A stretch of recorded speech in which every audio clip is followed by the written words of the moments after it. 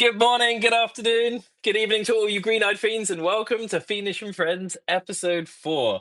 Real money, real tokens, real talk. Joining us for today's episode, we have Calin Culianu, maintainer and developer of BCH Node, Fulcrum, and Electron Cash, Kallisti, BCH proponent, active BTC Twitter whip battler. I like that. And one of the developers behind Selene Wallet. And they will be covering some pretty exciting topics, including the projects they're working on, May 2025 upgrade benefits, importance of privacy, and the outlook of 2025. Before all of that, Fiendish and Friends are running 2 great giveaways today for a chance to grab a big stash of up to 60,000 Emerald and some Moria USD, which reminds me, I'm going to take a screenshot right now for all you people that are already in the room.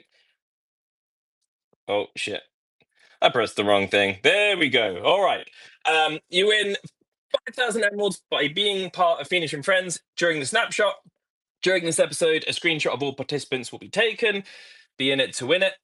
30,000 emeralds will be paid out by listening to Fiendish and Friends episode 4 for the entire live episode. And double your emerald reward by liking and retweeting this Fiendish and Friends space before the end of the show. This week in the news, it's only been 7 days and there's so many topics to cover. BCH finally gets an ETF launch as part of the Bitwise 10 Crypto Index ETF. The fund consists of 10 of the best performing cryptocurrencies and marks the growing recognition of Bitcoin Cash with an approximate market cap of 12 billion. Maybe that's actually just gone up in the latest price increase as an important player in the space, and now with yet another possibility for investors to get exposure to this future building asset class. Riften Labs, the wizards behind Cauldron Dex, have released Moria USD, an asset-backed stablecoin which uses BCH as collateral. It already has over $12,000 total value locked on Cauldron, putting it in pole position on the BCH token leaderboard. Learn more about Moria USD at moria.money or join the recently launched Telegram group Cauldron Dex. 1 MUSD will be sent out to each of the first 30 live listeners of this episode who post their cash token aware address in the space's comments. So do that right now if you want to get your hands on some Moria. Fiendish Token's price has risen 5% over the week with $4,000 of volume over the past 30 days, offering a current APY of around 3% on Cauldron Dex. As a little reminder, the Fiendish Token is an integral part of the Fiendish and Friends ecosystem that supercharges community growth through social games, exclusive access to goodies and services, and can be traded for either BCH or the most important asset of all time. One Fiendish is backed by a minimum of 1 minute of Fiendish services, consultation, expertise, and fun. The BCH Cash node has released version 28, which implements the upcoming May 2025 network upgrade, including 2 consensus change proposals, CHIP 2021-5, VM limits, and CHIP 2024-07, Big Int, with both chips designed to improve the performance and functionality of the Bitcoin Cash network. BCH added to basic swap DEX, enabling cross-chain atomic swaps, with the highlight being Bitcoin Cash to Monero in a fully non-custodial and decentralized setup. Monero has, as everyone here I'm sure knows, world-class privacy, which has led it to being delisted from most exchanges. And this collaboration between the two chains offers more use cases for both sides, where both coins and communities stand to benefit. BCH Bull, a decentralized and non-custodial leverage trading and hedging platform, charges ahead with $265 million in total volume by providing permissionless on-chain contracts where you can lock up the value of your BCH to gold, silver, USD, and many others, or go long with up to 7.77x leverage with no counterparty risk. BCH Bull has established itself as the pioneering application in the DeFi space on a layer 1 UTXO blockchain. Great news, Tornado Cash won a key court decision in the United States Court of Appeals for the Fifth Circuit. The court decided that it fell outside of the scope of the law, as smart contracts are incapable of being owned, a prerequisite of the law, giving a big boon to privacy advocates and further signs that the US's cold crypto attitude is thawing and is moving towards a more crypto and privacy-friendly stance.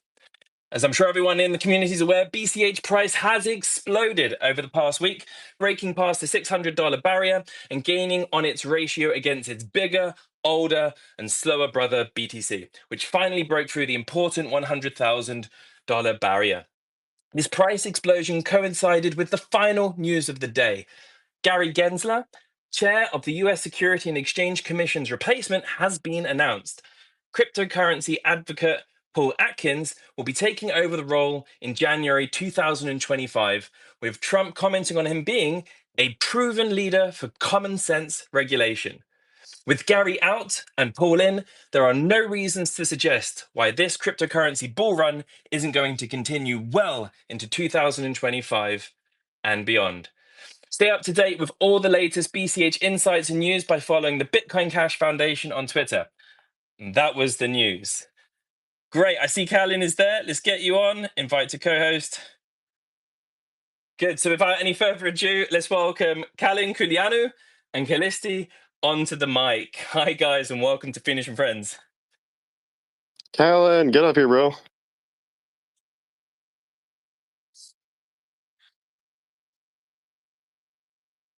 I don't know, but that's some pretty incredible news. I'm pretty excited, as a U.S. citizen myself, to hear about all of the really pro crypto changes that are coming through. I know Trump was joking around at the Nashville conference that he was going to fire Gary Gensler, but I guess he's actually pulling through for that. So maybe if he's actually being for real, then maybe we'll also see Free Ross on day one actually come to fruition as well. Yeah, to be honest, I'm betting quite highly that if he's not released on day one, it will be quite soon. I think that there is a whole wave. I think in the very first year, at the very least, of positive energy towards cryptocurrency and cryptocurrency advocates and people that were dealing with voluntary trade, such as Ross. So I think he's going to be free pretty soon, which is a great thing. Calin, I see you've got the mic. Can you hear Hello? us? Can you? Can you hear me? Yay! Great to It's have like you here. spazzing out on me. It's not telling me who's talking, but it's fine. I don't know. Yeah, Twitter. I mean, it was worth 40 billion, I think, if I remember correctly, when Elon Musk bought it. And despite that huge amount of value, getting spaces bug free has been a challenge before the buy and after. So yeah, it's notorious for wigging out. But glad you're there. Just before we go sort of deeper into all the topics that I'm not sure if you heard all the news, but there's so much that's going on in BCH as we're aware. Yeah. For everyone that's listening, maybe you could both just give a little bit of an introduction about who you are, what you're doing in the space. Okay. Should I go first? Sure. All right. My name's Calin Culianu. I'm a developer for Bitcoin Cash. I mostly work on BCHN, Bitcoin Cash Node, and I also developed this middleware software called Fulcrum, and I also work on the Electron Cash wallet. I'm Kallisti. I am the lead developer for the Selene Wallet. Also just general kind of BCH advocate, and like Fiend just said, I'm out here with the Twitter trolling, so hopefully that's having some impact. I think it has.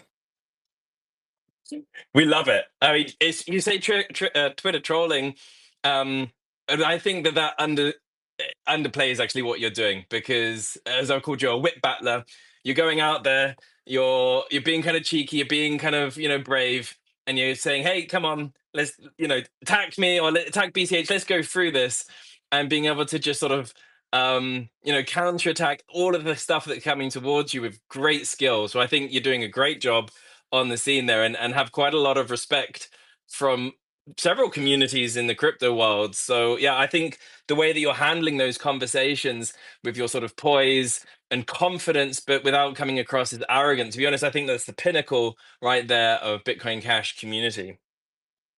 Well, those are really nice words. I appreciate that, man, because it gets kind of exhausting sometimes, but it's been like years of I guess especially coming from the BTC people, just they're always just trying to poop on us like a lot. And it's really nice to see nowadays really that's not the case. Like there's just not much more to say. How many times can you post a have fun staying poor in a price chart before it just doesn't have any effect anymore, when I can literally just go and link to tweets that I made years ago and be like, yeah, so I already debunked this argument. So you could try again, I guess. Yeah, and it's true. I mean, that is the first thing that they're coming back to, and I really love the responses that are given now. Much less defensive, and the reality is BCH is worth not very much compared to a BTC. It's currently at 0.0062 BTC, but that's risen tremendously recently. And if you look into the long-term trend, it does seem to have bucked the trend here. And so I can personally say, and that I have converted all of my BTC now into BCH. I saw it always as a hedge. But I now see I made the decision actually holding BTC is too dangerous at this point. So let's see how that pans out. But I think the price talk is not really that interesting anymore, because it's not really the reality from what we're experiencing. I mean, whoever's holding BCH and has bought BCH over the past sort of 3 years now is looking pretty rosy.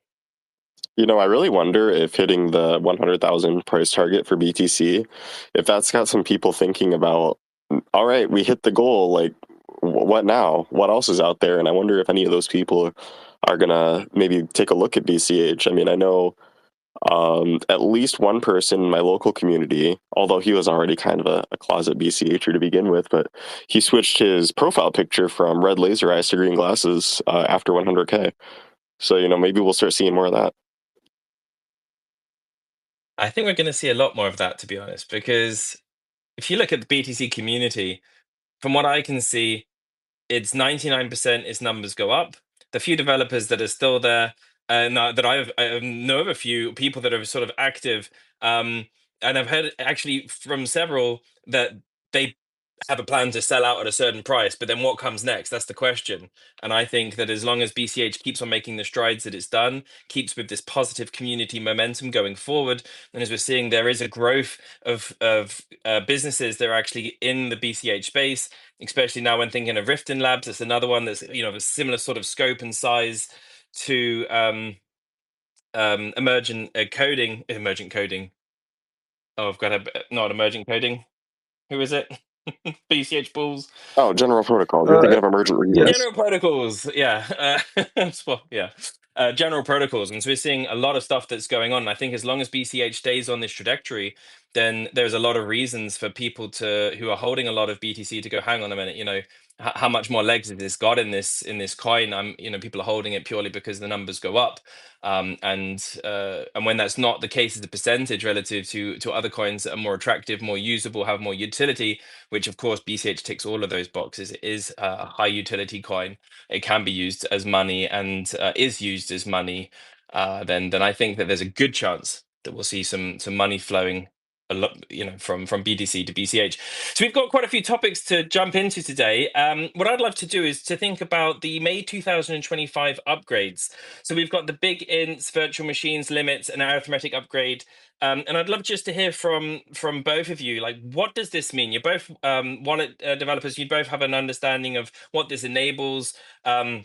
Also, of course, with the node. Calin, maybe we could start with you. Like, what does this all mean? What does it bring to Bitcoin Cash, and why are you excited about the May 2025 upgrade? Oh man, where to start? It really is very exciting. Well,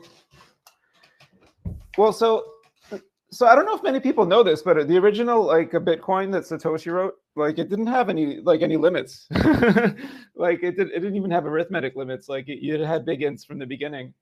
And sort of the dream of Satoshi was you could just do anything in a smart contract. The only so I mean, we're sort of going back to that a little bit, but with engineering it properly. The reason why the limits were added was because there were denial of service attacks. So anyway, maybe I should step back for a second. So but that's really interesting. That's great, because basically all we're doing is bringing back this amazing idea that was or it sort of highlights that Bitcoin, when it came out, was really fantastic. It was really well engineered, really well thought out, but it was actually sort of restricted to ensure that it was stable at that point, to ensure that it couldn't be attacked via, as you say, denial of service. and now we've got to the stage where we can do this in a safe way and go back to that amazing Right. Yeah, I mean, it was engineering sort feat. of like an emergency fix, like I think like in 2010, when like Gavin Andreessen started joining and developing more. He was asking Satoshi a bunch of questions. Hey, isn't this exploitable? What do we do? And then so they sort of emergency patched Bitcoin to have limits. Like initially they reduced the integer size, and then they went down to like 32-bit integers, for instance, and they did a bunch of other stuff. But maybe I should take a step back and like describe what, maybe for like just more casual people, what we're talking about. So when you're sending Bitcoin, you're basically telling the consensus layer to evaluate these scripts. They're called locking scripts and unlocking scripts. Like when you're sending money, you're sort of like specifying like, this is how this money is going to be unlocked. And then later on, when someone spends it, they have to satisfy those conditions. I mean, this is sort of a high level view. So underneath it all, like Bitcoin is using this sort of programming language, like a fourth leg language, like Bitcoin script.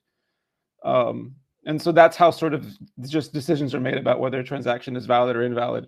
And because it's a language, you can do smart contracts with it. And so we've expanded, the language has been expanded, like the engine running the language has been expanded to allow for more generous limits to what the smart contract can do in terms of execution costs. Because before there was very constrained, like you could only have 201 opcodes and integers are 64-bit, and you could only manipulate data that was up to 520 bytes long, and stuff like this. So this has been modified. It's in the upgrade in 2020, in May 2025. The contracts, you could write more sophisticated contracts on Bitcoin Cash that don't have all of these limits that are so constrained.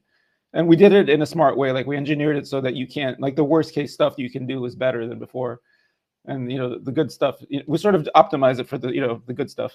So it shouldn't be, like basically Satoshi, I think if he had time, he would have done something like this. He just didn't have time to work on it. So he just set up these like limits really quickly in 2010 and never changed, never touched it after that. So we sort of went back and like finished his work, I guess.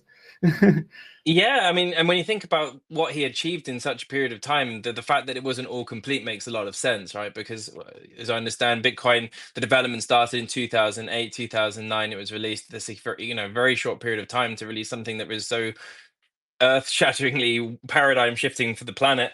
And the fact that there was some stuff that needed to be sorted out and cleaned up it makes a lot of sense. And it's pretty logical. What I understand is that by increasing the numbers with big ints, it allows for high precision arithmetic for smart contract cryptography. So it would mean that we could have a sort of Monero-like privacy, an optional privacy on BCH. Is that correct? And what are your thoughts on that? I think that is correct. Although I'm not like I'm a really good developer, but I'm not like a super cryptographer. But I understand that one of the things you need to do when you're doing cryptography is work with extremely large integers and do basic operations on them.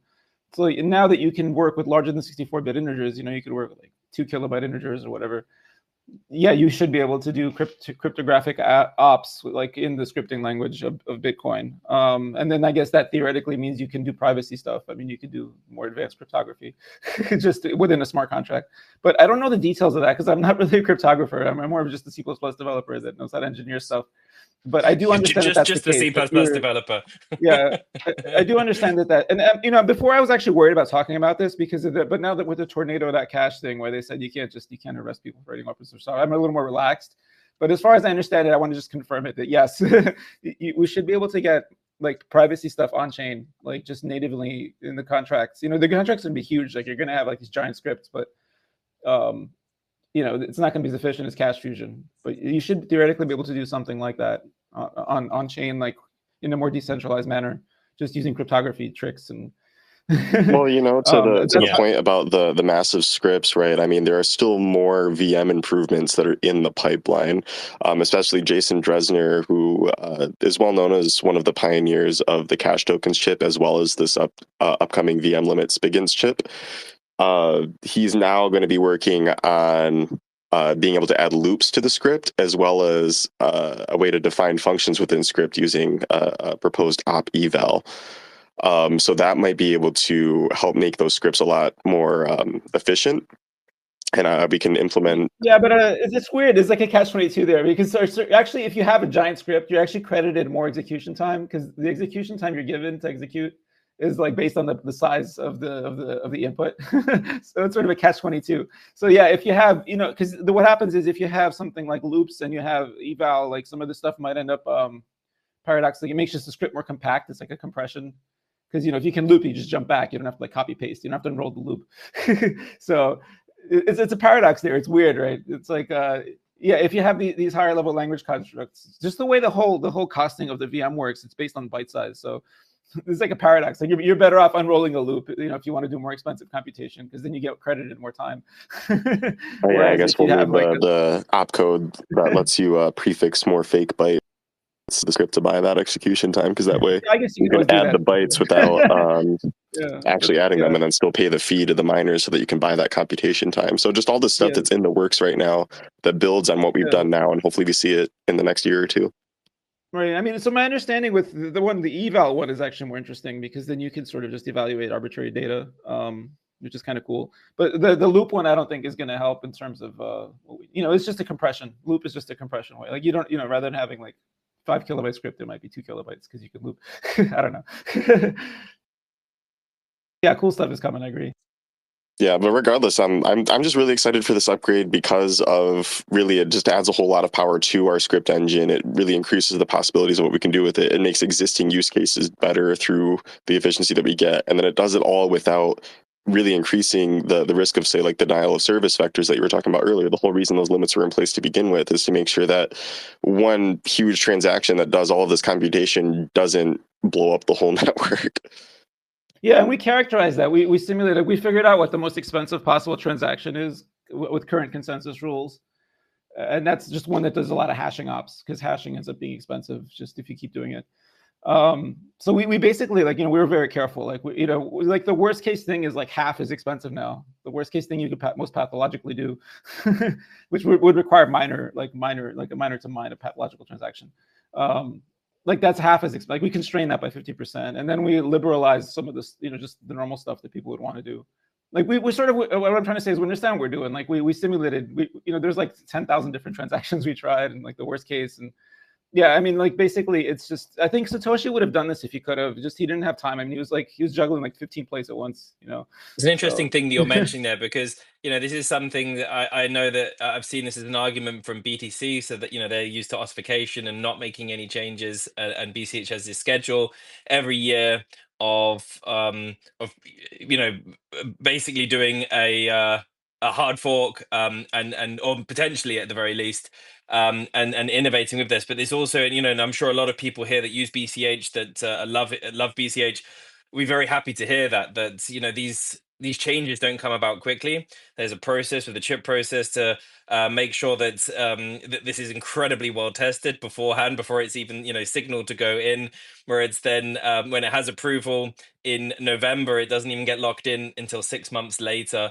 So there's still plenty of time to be testing this, and basically for everyone to get in their chips in order, and to make sure that everything's working as intended, when it actually goes live, the following May. So comforting to hear. My question for you both. So I hear a lot there from a developer's perspective, and it sounds really interesting. But bringing it back to the end user, what do you think this upgrade will allow? What will the end user experience, or could experience through this, that is going to benefit them, that's going to make their life better, or make the user interface or the user experience of Bitcoin Cash better?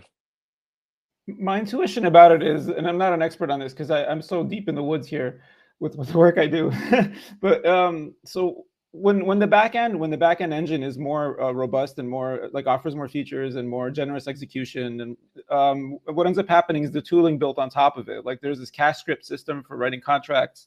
The tooling on top of it then just is more freer to do stuff. Like right now, the tooling is very constrained by the current VM limits. Like it isn't very generous what you get for execution.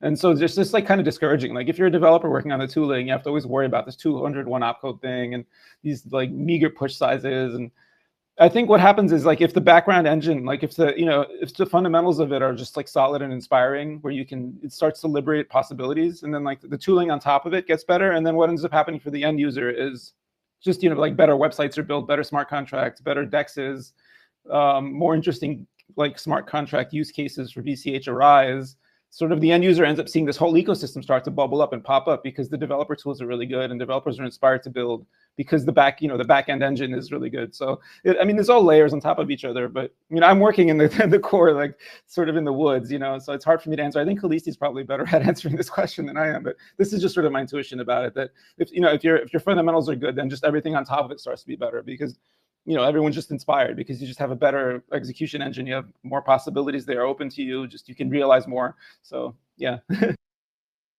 I mean, the number one possibility that I'm personally excited for is the potential for the privacy tech that we can do on chain, because like Calin was saying earlier, we do need to be able to operate on absolutely massive numbers, right? With hundreds or thousands of digits. So being able to potentially implement privacy tools on the transaction layer. So like if I can just say make Selene Wallet just generate a private transaction, like a shielded transaction, maybe kind of like Zcash. I think that's like the number one thing that I'm looking forward to. But there are other possibilities like more efficient, like DEX contract type scripts, like Cauldron will probably benefit from it, and like the experimental JetX would probably benefit from it, and so it's just one of those things that entices new developers into the ecosystem, giving them better tools, which will allow them to make better end user products. So this really is an update for the devs, right? End users aren't really going to see the benefits from this until devs start playing with it. Yeah, that's a really valid point. And I've seen, as a reminder to everyone out there, if you check out BCH Ortis, he was doing some comparisons of the sort of length of script, and as it was before the upgrade, a very long piece of script. After the upgrade, much more simple, much easier to follow, much more efficient. So so that making it easier for developers and making it not just easier, but also increasing the capabilities is just going to unleash what's possible. Jawa, I'm not sure how to pronounce that name. I see your hands up. You're welcome to speak.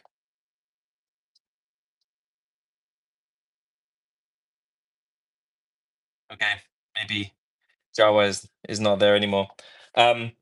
Yes, so so we mentioned that one of the things that it does or could enable is the privacy.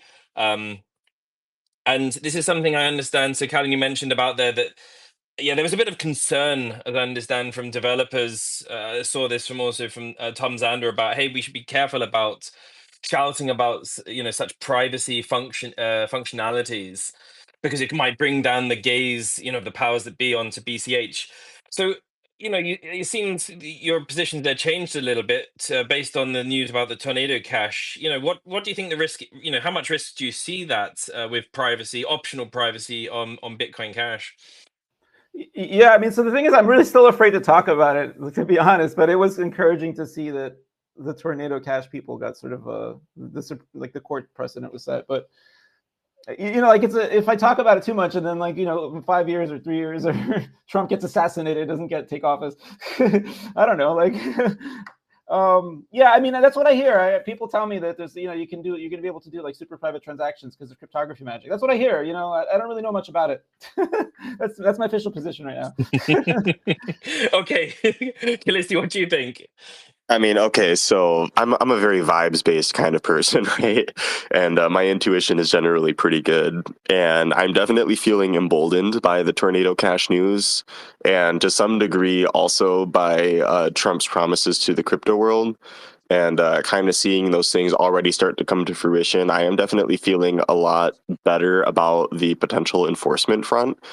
I mean, yeah, we have plenty of instances in U.S. history where there's been government overreach. You've got the FBI having standoffs with people who are trying to assert their rights. And, whether those people were in the right or not, it is still something that's really scary. And so, as somebody who is developing in the crypto world, there's always that underlying fear. Like, I'm basically fully doxxed, right? So, the FBI could just knock on my door one day if I did something wrong or that they didn't like.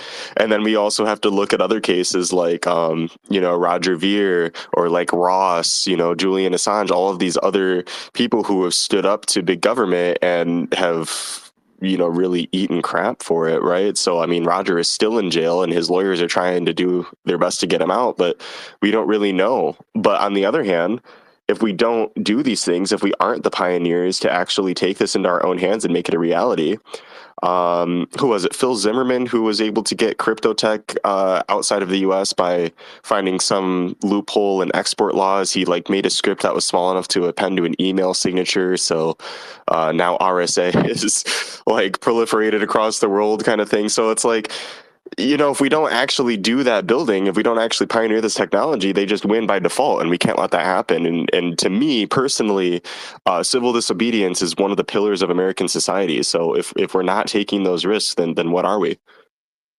Oh yeah, man, I totally agree with you. You got the right attitude about it. Absolutely. Yeah, Yeah, yeah, couldn't for agree sure. more. Yeah, sorry, Calin, do you want to The other thing to worry about, I mean, maybe I'm just being too cautious, and you're right, Kallisti, like the way to do it is just not to care about the regulators, and then by the time they show up, it's too late if it's ubiquitous, like if if they could right now, they'd wave a magic wand and make crypto disappear maybe, but they can't because it would piss off so many people.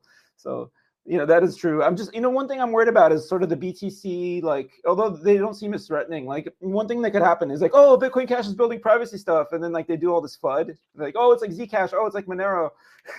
And they do Right, all but this what's FUD. wrong with And then like, Zcash and Monero, like in actuality? And then they have to come up with they're technical nothing but proof. bigger, the Monero, for instance, like is banned on a lot of exchanges and it took a hit to its price. I mean, we could just not care about that. That's fair enough. I don't know. I sort of don't want to show off too much until we get closer to the date, but I don't know. Yeah. You're probably right. We should just not give a crap and just be ourselves and just be. What I think you wins. make a good point here, and the BTC is they use everything they can to try and squash BCH. From what I've seen, and I've got quite some evidence on this. It's not just some conspiracy theory. It was also when doing the conference in St Kitts and Nevis, where there was looking into making Bitcoin Cash legal currency. There was quite a lot of shadowy movements coming from some prominent BTC people. So that's definitely a valid concern. What I would say is that whenever it comes out, that will still be a concern. And if they want to hurt us, they can try. So I'm not really too worried about that. And when thinking about the spooks, I don't know if anyone's seen this in the news, but I read this today that the FBI has been warning citizens in America to stop sending texts between Android and Apple devices because people they can see now that the Chinese government have been spying on this. They're actually advising to use encrypted channels such as WhatsApp or Session, even so that we're not leaking out all this information to foreign governments. So it's quite funny, the FBI themselves are encouraging its citizens to use encrypted tools. Maybe maybe that's because they know they've got the backdoors into those particular tools. Could also be that. But the official stance is, hey, encrypted is good. We should be be able to have conversations in a private manner. And I think what Kallisti said is absolutely the nail on the head. If we can't talk about privacy being a right, and people should have the right to be able to communicate privately, whether that's with money, finances, whether that's just saying hello and whatever standard communication. And that has got nothing to do with criminal energy where there's a victim or helping or assisting that. So and if we don't sort of be pioneers in that and be brave, and of course you have to do some risk management there, and don't do anything too silly that's going to get you thrown in jail, because that doesn't help anyone. But I think optional privacy and talking about that and working on that, I see the risks as being very, very limited. And just taking the Tornado Cash, for example, the reason why that this person was arrested was because he was accepting money. And this is where it gets murky when it's just the code itself. This isn't what's illegal. But it was they used the fact that he was profiting of this, and this sort of profiting of money laundering. And everyone has to be careful. But when it just comes to the code itself, I see no risks, or very little risks, better said, in this. But as we can see with the current mood with the legal system against Tornado Cash, and the impact here is that we have less to worry about today than we did a couple of weeks ago. So I'm excited by this. So I really think Bitcoin Cash already offers great privacy with Cash Fusion, but it's something that we shouldn't sleep on. With the use of AI and chain analysis, I'm pretty sure that most security mechanisms today won't be good enough for 5 years or 10 years in the future. And so making sure that we're equipped for that, I think is a nice move, is a good move. So Kallisti, I'm glad you've got that bravery. We can encourage the other people to be, in the community to be brave, such as Calin and Tom and the rest. Well, without being stupid, without taking unnecessary risk. Well, I've got also, just a couple other thoughts on that too, because on one hand, we got to look at the Tornado Cash dev, and there's also another example of the Samurai Wallet devs on the BTC side also got arrested for the same reason, because they were charging a fee to use their Whirlpool service, right? So, for instance, I think if our Cash Fusion server providers were also, getting some of that as revenue or as fee, they might also be in legal trouble. And then on top of that, we have to consider, well, privacy isn't just for individual people, it's for businesses too. And as BCH being a very commerce-focused chain, as well as a chain that's focused on individual use, we have to consider that business privacy is actually paramount, right? Corporate espionage is very real. And so I don't necessarily want the general public to know how my business is spending money, let alone do I want competing businesses to know how I'm spending my money, who that money is going to, et cetera. And I'm sure that local, state, and federal governments have use for their own privacy as well. Now, I would prefer that the government is fully auditable and, fully transparent. But, does the Pentagon, for instance, want China to know where their military spending is going? Oh, yeah, you just secured this $2 billion contract to Lockheed Martin or something, right? Like, what are you developing? It's like any bit of information that is revealed can impact your business negatively, and especially when it's something very high stakes like warfare, right? So, I mean, that's just a really extreme example, but I mean, even something more benign, myself, as a software company, right? I might not want to reveal how my money is spent if I have like some kind of new up and coming tech that I need to make some partnerships for. Like, I don't want my competitors necessarily to be able to get that advantage ahead of me. And so that's where I see privacy as a huge benefit. It's not just for individuals. Yeah. Couldn't agree more. So, I mean, with all that, I just really feel like the risk of, nefarious, shadowy things happening for us developing this technology is lower as time goes on and as it's more developed, and as we, I just was also just thinking about the fact, well, BCH has already got the ETFs. Like, we've been one of the quote unquote big four that's always mentioned in the traditional finance world all the time, right? So BTC, Ethereum, BCH, and Litecoin, right? So with that, I just really feel like even if we did create these technologies, it's like the risk isn't really as palpable as time goes on. There was like the sabotage in St. Kitts, and there's other stuff. I just link again Roger, right? Or I can look at what was his name, Aaron Schwartz, one of my personal heroes. But they all of those people did other things to land them in hot water. Now, whether Roger's tax evasion case is like legit or whatever, it's kind of besides the point here. But just the point being that it's not just one thing that was drawing aggro from the federal agencies, right? So I think as long as we're approaching it in a benign way, and the way that we really have been, we're not going out here like, yeah, what's up, guys? We're Monero and we're only used on the dark market. Like, come buy our ghost guns, bro. Come at me, right? We're not doing that, right? We actually want to be used for legitimate use cases on top of that. Yeah, I mean, so it'll be like plausible deniability with BCH, because it's not like the privacy isn't like on chain like the way even Litecoin has like this MWeb stuff, or like Monero, where it's all private by default. So like, yeah, it'll be like just, if you want to do privacy, you can, but like it's not going to be overly advertised. So, which is good, because if you care about the mainstream finance douchebags doing ETFs, then sort of that it's safe for them. I think, I don't know. I don't really know, but that's how it feels like to me. Yeah, I think you make a good point, and this is where it is a huge difference. So, Litecoin was also had a lot of troubles with once the privacy was in the Mimble was turned on. Monero was delisted from most exchanges, so having always on privacy in that regard is definitely not the way forward, I think.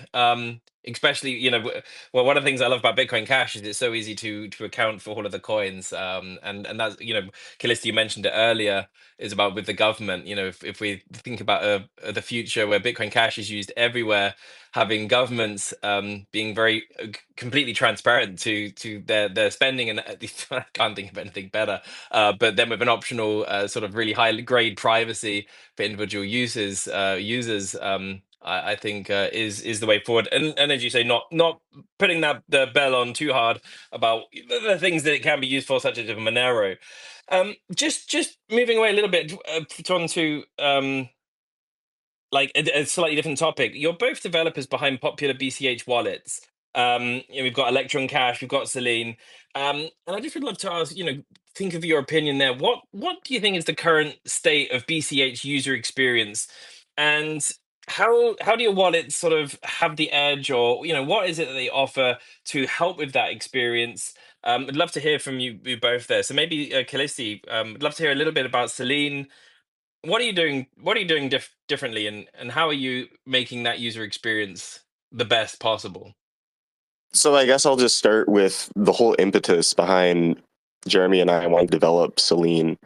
We both kind of had the idea at around the same time. We were looking at the overall wallet ecosystem, going like, man, it would be really great if there was a wallet that was open source, super user friendly, and just like, had a good interface and had all of the features that we actually want out of, say, like Electron Cash, which I would say is one of the most fully featured wallets out there. That's like the de facto power user wallet, I would say. But back then, when we started the project, it was Bitcoin.com that was probably the most popular user-focused mobile wallet. And Bitcoin.com being closed source and also sunsetting a lot of their services in that time period, especially the BCH catering services, we just saw that as like a big red flag as far as community longevity. And we just decided, okay, well, let's just make that killer wallet that's got really good UX, really good onboarding experience, and is open source, which was really the killer thing. It was that it's open source. Anybody needs to be able to open up this wallet and know that we're not going to rug pull you. So I think the wallet ecosystem in general for BCH looks pretty good right now. Like we've got 5 major wallets. They all kind of fill like a specific niche in the community, with like Selene being probably like the best for like newcomers and onboarding. We've got Cash and Eyes really leading the DeFi front. Paytaka does DeFi, but they're also going really hard on like merchant adoption in the Philippines with their point of sale software as well, and they have a map as well that's linked to that payment software. And we want to do something similar too, but they're just doing a really great job, and we're going to probably integrate with them. And then you've got Zapit focused on like their reward token, although they are a multi-coin wallet. And then which am I forget? EC, right? Power user wallet, right? So I think everyone is really serving those. Oh, sorry, Flowy as well is also like a like user focused wallet. He kind of just does stuff, I guess. I don't know if there's like a specific focus, but it's a decent wallet. But yeah, I think the overall ecosystem is like looking pretty healthy. I think we've all taken a lot of notes on what does make a good user experience, because now you can see Selene kind of pioneered the whole onboarding flow where your QR code is displayed immediately. You don't got to go through the whole like verify your seed phrase for your zero balance wallet. Like nobody cares about that. If I'm trying to explain BCH to somebody in a bar in like 2 minutes flat, like Selene is going to be my go-to. Because other wallets are going to have me have to explain all of this other stuff before I can even get to the point, which is I want to send you a transaction instantly. So now Flowy does that. Cash and Eyes does that. And so I just think that we're all just kind of learning from each other, which is also really cool to see. And one of my favorite things about BCH is the fact that we can both collaborate and compete at the same time. And yeah, I just think that there's a lot more to do, definitely, especially with Selene. We're gonna we launched on the day that Cash Tokens was integrated into the protocol officially, and we still don't have Cash Token support. So that's actually next on the to-do list. But it's just funny because that was that last year's upgrade or was it the year before? I don't remember now. It was 2023. 23 May. Yeah, 23. It was last year, but it feels like several years ago, because I don't know, so much has happened since then. But yeah, I'd love to see Selene supporting Cash Tokens, because this is a lot of fun right now. You can see the scene is exploding, and now, of course, what's the reality of cash tokens so far? Like, this is amazing technology that enables all kinds of smart contracts on BCH. What we're seeing is meme tokens, mostly, but still, it's generating a little bit of buzz there, and it's growing.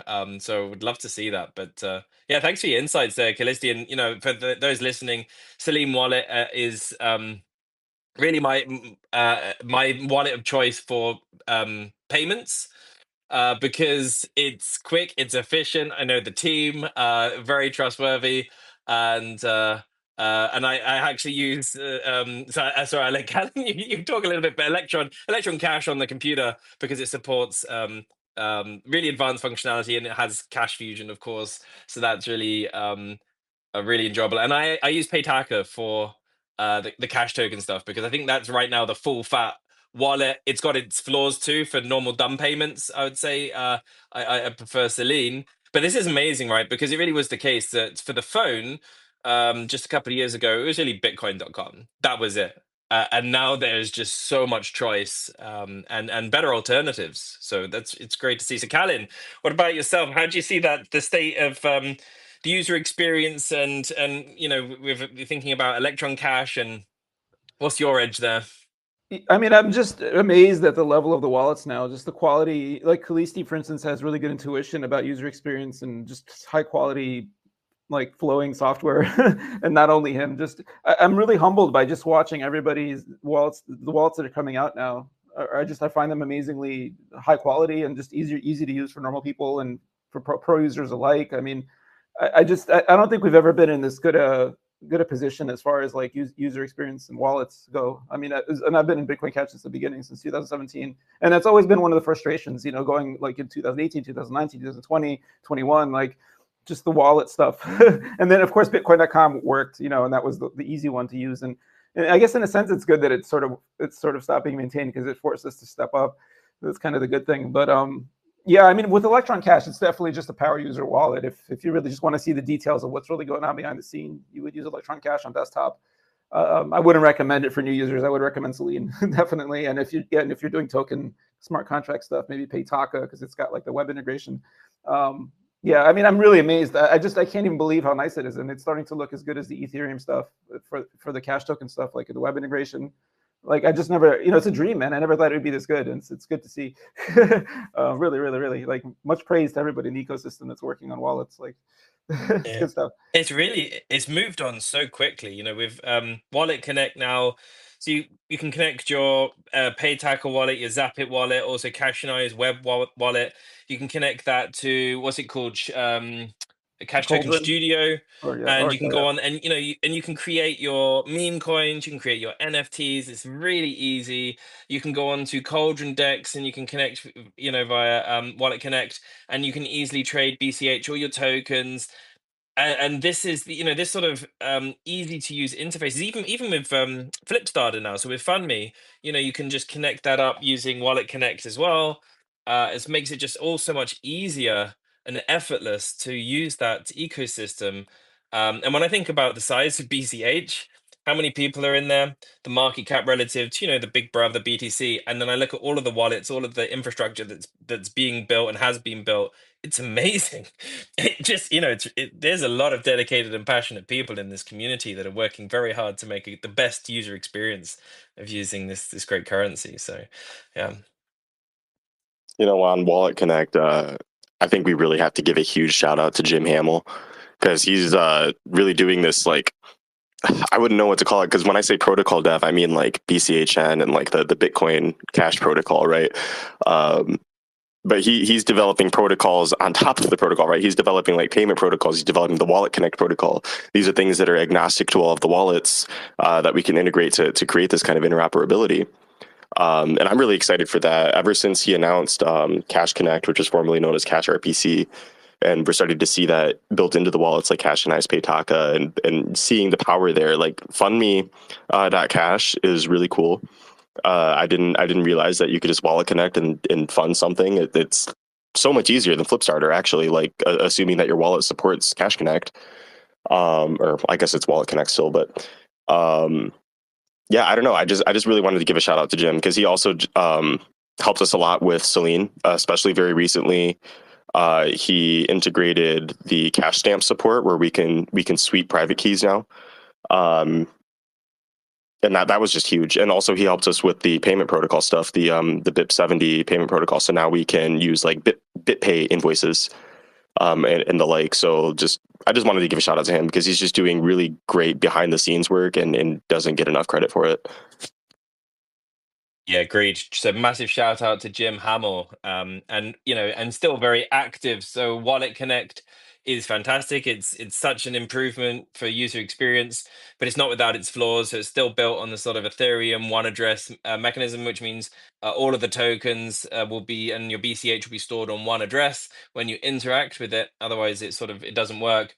And Jim has set up a Cash Connect Telegram group where to work and keep everyone updated on the work towards Cash Connect, where it's looking at the not just a single address and more appropriate for the UTXO model. So yeah, good call out, and thank you, Jim, for all of your work. You're such an asset. So, Calin, I know one of the topics that interests you we discussed was the work done by core developers on BTC regarding UTXO FastSync.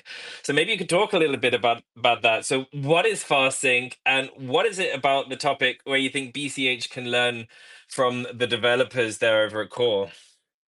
Oh yeah, I was surprised. I was looking at their code base recently. I haven't looked at it for a few months. And they have yeah. So what is FastSync? Yeah, maybe I should just take a step back. So to immediately like process transactions, you basically have to know like where the money is, like who has money. I mean, the blockchain is like a giant ledger conceptually. So you need, and that's called the UTXO set. It's just the ledger of where all the coins are, where coins exist and where they are, how to spend them. So that's basically like to immediately just transact on the network, and you need to know that. And so what you normally do is if you're sticking up a node, it just plays back history from the beginning of time, and then it arrives at the current ledger, and that's the current UTXO set, as it's called. UTXO stands for unspent transaction output. So that's the UTXO set, and that's sort of a, if you want to just like hit the network quickly, if you want to just start mining right now, you don't really care about all of the history. Like you don't really care about playing back history. You sort of just want to know what the current ledger is, and that's a challenge because sort of history doesn't really scale because if you want a network that does like 10,000 transactions a second or whatever, I mean, you can imagine some people just want to like hit the ground running. They want to be doing in consensus and be transacting immediately, and they don't necessarily want to download like the 16 terabyte blockchain. I mean, there is a little bit of like truth to the argument about decentralization with huge blockchains at Core, but Core sort of just exaggerated the whole thing. Ideally you'd want the option to be able to just like run a validating node that doesn't have all the history. And so that's where like the UTXO commitments and UTXO set downloading and sharing, that's where that idea fits in, where if you want to just hit the ground running with a node, let's say you want to mine, so you don't care about the whole history of everything. Maybe you can validate the history in parallel in the background later, but you want to transact now. That's sort of where UTXO commitments come, because the UTXO set is much smaller than the whole history of the blockchain, right? I mean, coins are created and destroyed all the time. As you spend money, like that creates a new entry in the ledger, and then you spend it, and then that entry disappears. So if you download the history, like you have that whole history of all the states of all the ledgers like throughout time. Whereas if you just want to get the immediate snapshot of today, it's a much smaller piece of data to download. And so that's like the idea of UTXO commitments or UTXO FastSync is like, you can start a node up like and you just download the UTXO set, which right now maybe it's 5 gigabytes, as opposed to like the whole blockchain, which is on Bitcoin is like 900 gigabytes, on Bitcoin Cash is like 300 or 400 gigabytes. So you can just start hit the ground. Downloading like 4 or 5 gigabytes right now these days is nothing. It's like Google Fiber connection. You do it in like a couple of like whatever, like under a minute. So actually 10 seconds if you're getting 100 megabit. But yeah, anyway, gigabit. So where was I? Oh, I was surprised to see that Core is actually working on something like this, but not in the way I'd like. I think they're still sort of fascinated by the idea of everybody downloading the whole blockchain from the beginning of time, and because I think if they lose that as part of their narrative, then their whole argument for not scaling like disappears. So they're still sort of married to the idea that everybody should be downloading the whole blockchain. But they did some work where you can like export a UTXO set to disk, and then you can load it up on another node, and then once it's loaded, that node goes back and starts downloading all the blocks from the time. But in the meantime, it's actually able to transact. Like you can start mining right away, or you can start validating transactions right away. And then like in the background, I'm surprised that they did work on this, and some of the engineering they did there was pretty good. They're still not thinking about the problem correctly, in my opinion, but it's yeah, I mean, so there, it's it's good to see that even Core sort of wants nodes to be able to hit the ground running quickly. It just they're not really thinking about the problem deeply enough about how how to really do this. You can tell that they don't really want to abandon the idea of a full history. Like they can't, as you say. Yeah, no, that's they've put themselves in the catch-22. Yeah, it's key to their narrative. Like they have to have as many nodes as possible holding the whole blockchain on disk, because then they can't justify not being able to scale if they get rid of that. So I don't know. It's weird, but yeah. So that's helpful, because if Core is doing some of the work on that, and some of the stuff they came up with is very similar to what we're doing, which is good. I mean, sort of like convergent evolution. No one's ever really looked at what they're doing until me maybe. So I mean, it's good. It's like the idea. It's like sort of confirming my own suspicions that we should be doing this. Yeah, and and there's work being done on that. One of the more recent conversations that I've been having with some of the BTC people, there was a post I made a week or two ago where I was just like, yep, there's basically no arguments left, come at me. And the two main arguments against BCH right now, I think, are still privacy and what you're just saying, the UTXO commitment thing. And okay, what happens when we are filling 32 megabyte plus blocks? And what happens when we are filling 48, 64, 1 gigabyte blocks, right? How do you actually do the IBD, the initial block download? Well, you don't have to if we have UTX commitments. You could just do that in the background. I think it's a key requirement for us long term. If our vision is to be world money, or to be much more scalable money, like to be ubiquitous money. So it's like a requirement, I think, as far as I see it. Like it's just a technical requirement, and I think it's very doable, very feasible.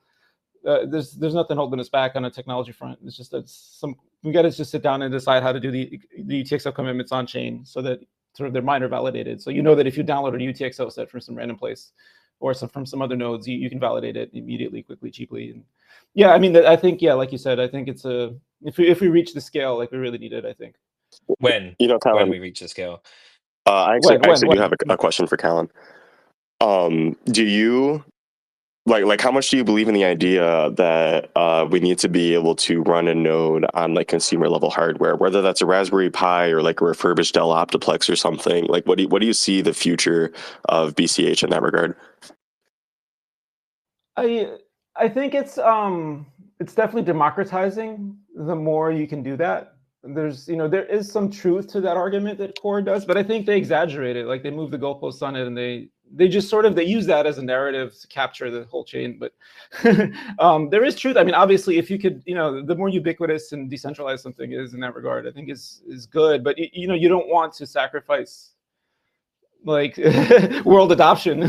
Like you don't want it to just be like another stupid like there. I mean, you don't want to screw it up, man. Like it's a fine line. Like you don't want, not everybody needs to run the whole chain, like have the whole historical chain. Like I definitely think that's true, but I definitely think it is democratizing. The more accessible the whole chain is to everybody, then you could just sort of go back and validate it, just to make sure that nobody did anything crazy. But this is a giant like social and technological experiment. I don't let's say like we just keep using Bitcoin Cash for like another 100 years or something. I can't imagine people caring about like what transactions happened in 2017 or whatever. Like at some point, like, nobody cares anymore. Like there will be some libraries. What I imagine is maybe it's 10, maybe it's 20, but there will be like some libraries, and there'll be in universities or some museum where they have the entire blockchain, and it's also like as a point for basically people can just, as you say, just check and see like did anything like really funky happen. But it might be an interesting point for just seeing people always keep these sort of things, right? Someone will always, just because it's a novelty. But you're absolutely right. When you can't be expecting that to be the standard, even if the hard drives and storage was to grow really exponentially.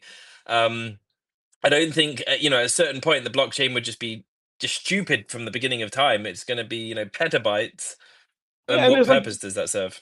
yeah, and there's like diminishing value. Like you know, we have cryptography. Like you can prove that like a set is what it says it is, right? Like you don't need to have the whole set necessarily. Like there's diminishing value to like transactions from like 100 years ago. Like who cares? Like you know, you decide like 10 years ago is my cutoff for when I start to really care, and I trust that you know everything that's happened since then is pretty good. Yeah, you know, even Like, traditional I mean, finance banks don't keep records beyond 7 years. I used to work at a bank, so I know that. yeah, right. Because even to them, even for auditing or legal purposes, like it has no more value to them anymore. Like who cares about 7 years ago? You know, legally it doesn't matter anymore. So you know, we're off the hook. So Yeah. I mean, you know, there's a fine line with that. Like you don't obviously if the blockchain is 1 byte and somehow we can magically transact, the whole world can transact on 1 byte, like that would be perfect, right? I mean, you could fit the blockchain on your like little smartwatch or whatever. You could run it inside your microwaves like CPU or I mean, obviously the ideal is the tiniest blockchain possible, but at the same time you want the most volume on the chain and you want everyone to have access to it. And so these two things like are, you know, there's a tension between the two things. And you know, you don't draw the line arbitrarily, like where everybody's excluded, like just to keep the bankers and the big institutions in, but everyone else out. Like that's just ridiculous. But you know, there is a fine line with it, and you just have to find. You know, the market decides these things. I think ultimately, I think it should be. I think like the task of the like the core developers should be just to make the technology, and then let the market decide. And they're not doing that. I mean, they're sort of just, you know, obviously they're captured, so they're steering it. And what I want to do with BCHN at least, or with BCH where I can, is just offer the market the ability to decide. You know, if they want 10 years of history, but beyond that, they don't care. You know, you have UTXO commitments and just people stop serving up old blocks. And maybe there'll be 1 or 2 historical nodes out there, like you said, like Library of Congress. You know, you connect to that node and you can get from block 0, but no one else cares. You know, that's fine. You know, as long as it doesn't eliminate any security, which it won't. You know, that's just. I think you should just let the market decide. Don't be central planners. I've just noticed the time of coming up to time. So for all those that are listening, I've done a snapshot now. So that's considered the end of the episode. Just to go on just for a little bit longer, just because what I'd love before we close out, I would love to hear what is the outlook for BCH. You know, thinking about all the developments that are happening. We've just got the MUSD, so a stablecoin launching. We've got Cauldron. We've got the updates in 2025. So I want to hear from each one of you. What is the outlook of BCH? How are you feeling about it? And what are we expecting in the next year and beyond? So, Calin, maybe we could start. I'm very, very optimistic. I mean, this is going to be sort of esoteric and weird for me to say, but I think we're living in a historical period where we're saying no to like experts and sort of no to, I don't know, like so the whole way that BTC has been able to capture crypto is like, oh, the experts know what they're doing. And then sort of now we're sort of living through a period where we're like, fuck, you know, screw you experts, you guys screwed it up. Like people are just more about grassroots and democratization and like populism now. And I think BCH is like the populism Bitcoin. Like it's the one that actually is controlled by the people that are using it. And I don't know. I think that we're sort of in a zeitgeist shift right now that's going on in the world. I mean, we're seeing it in Europe. We're seeing it in the US. I mean, the way Trump was elected and just the whole platform that he ran on. And I don't know, like you might be surprised that the narrative could just collapse for the powers that be. And you know, then we'll have a whole different host of problems, because if we could become more mainstream, then you know you're going to get all these people coming in, and who knows where things are going to go. But that's just the fun part, you know. It should be the people's coin, you know. It should be everybody's coin. It should be decentralized. It isn't up to one actor to decide. But I really am hopeful. It makes me really bullish. I think we've got it all going on, man. We got scalability. We're going to have like smart contracts, you know, to compete with Ethereum at some point, you know, if not already, to a large extent. And it's just, you know, the sky's the limit. Like, I really am very bullish, and you know, the price action has been very encouraging. So, yeah. Yeah, there you go. So Calin Culianu is very optimistic about the future, and this is a zeitgeist change. We can see that, you know, with the change in US with certain politics. We can see that with the in the Bitcoin Cash community. And so thank you very much for your feedback. And I'm also feeling the same way, incredibly bullish. Kallisti, let's hear from your take. What's the outlook for BCH?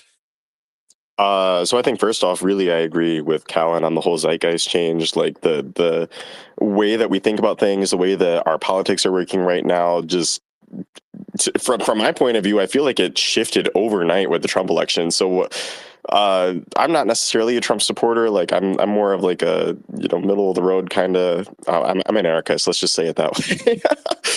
Um, but what I'm really seeing with the most recent US election does kind of lead me to feel like things are really bullish. I think a lot of people were really quiet about wanting to vote for Trump. But when I just look at my locality, there was not really any support for the Democrats, and I think there's a lot of reasons for that. And it's like Calin was saying, it's part of the zeitgeist shift. I think we're really standing up to quote unquote the powers that be. We're really looking at hey, we really want to be able to have free information and free exchange. We're sick of being locked down. We're sick of having people tell us how to think, right? It's like George Orwell wrote about this in 1984, right? And we're starting to see so much of that become reality. And then all of a sudden, we just see this total reversal. And that really, to me, felt like it happened overnight with Trump getting elected. And so, politics aside, just from the BCH front, I think BCH by itself is doing really well. And I think that we are unburdened by the What has election been. results also. Yeah, I didn't want to go that far, but yeah. We are unburdened by what has been, and I think the outlook is looking really good. I think BCH is going to be a really freaking crazy nuts year for BCH in a really positive way, because we've been cooking on like products, we've been cooking on protocol development for years now. We've been cooking on narrative shifting for years now, right? And we can see all of the cumulative effects of all of that happening right now in real time as we speak. You can go anywhere on Twitter, look at the BTC BCH debate, look at the crypto versus everyone else debate. And what I see is no clear winner except for BCH if you're paying attention. Here. Well Bang said, on. well said. Well said. All right. So this promise is the very last question. So I know you were both attendees at BCH Bliss 2024. We had a wicked time there. It was awesome. Will you both be getting tickets for BCH Bliss 2025 this May? Calin? Absolutely, yeah, no doubt in my Yeah. mind, man. It's like Ljubljana is an awesome city to visit. Like everything about it was amazing. I highly recommend everybody go. It's just, it's a There we go. surprisingly amazing place to visit, and everybody was so awesome, and like it was so uplifting. Like really, really, really. Even if you're just watching BCH, and you don't feel like you're a giant member of the community, just show up and like you'll have fun. Like I guarantee you. Yeah, I fully intend on going again if I can. We're probably going to have to do another fundraiser for Selene to make that happen, but I want to make it happen. So it was a great experience, and honestly, I'm just so glad that Jonathan and Jeremy and everyone who had a hand in that made it happen, because it was one of the best experiences of my life. I really needed it in terms of like being engaged in the community, meeting these people that I work with every day online. It was a very blissful experience. Really, it lived up to the name, and I absolutely would go again. Yeah, it's fantastic. It really is. It makes such a massive difference actually meeting people in person. I know we have quite a few people who are anonymous in the community who don't see the value in that. But I think once you've experienced it yourself, there is huge value in it, and of course, then what comes out of that, these deeper relationships, it allows them much more productivity and cooperation with each other. So it allows it's not just more fun. I think we've also get a lot more stuff done. So I really hope you can get there. Kallisti, it'd be lovely to see you. And Calin, I'm so super excited that we get to do the escape room too. So we've got BCH Dev here, the best of our devs, and unfortunately couldn't get us out of the escape room. We had to call for help multiple times. So next time we're going to do it. Yeah, next time we'll get it this time. The cool thing about right. Bliss, man, it was so awesome, man. Like, yeah, totally. Yeah, I don't want to take it. Yeah, you're trying to. Awesome. Hey, the hour is almost over now, Fiendish and Friends. So thank you so much, Calin and Kallisti, for joining us today. That was so much fun, and to be honest, it could have gone on for quite a bit longer. Make sure, for all you that are listening, go and follow them on Twitter at C Culianu and KZ Kallisti. The Fiendish token will be given out to each of our guests. So, Calin, Kallisti, if you haven't done already, just pop your cash token address as a comment to the spaces, or you can send it in a private message. That's also okay. And I'll make sure that gets to you. If you enjoyed the show and want to show your appreciation, please feel free to drop some BCH or a Fiendish token into our wallet. The cash token address is in the description of our X profile, and there's also a QR code in the comments. Grab yourself an exclusive limited edition Fiendish and Friends NFT available for 0.05 BCH at tapswatch.cash, or get a scorching 75% discount by just using 3 Fiendish tokens to get that. So reach out to us directly on X X or over Telegram for more information. Fiendish and Friends episode 5 is at 1 p.m. Central European time next Friday, and it's featuring Dagger and Halvar from Riften Labs to talk about Cauldron, Moria, magic and spells, and all things that glitter green. So that's pretty exciting. For all you fans that can't wait to listen, just make sure you pop that one Fiendish token into the jukebox and hit play, turning one tokenized minute of Fiendish time into an entire 60 minutes of the latest Bitcoin Cash news and updates. Fiendish token is available at Cauldron Swap with links in the comments. This was Fiendish and Friends. I wish you all a great morning, a good day, and a super night. Take care. Ciao.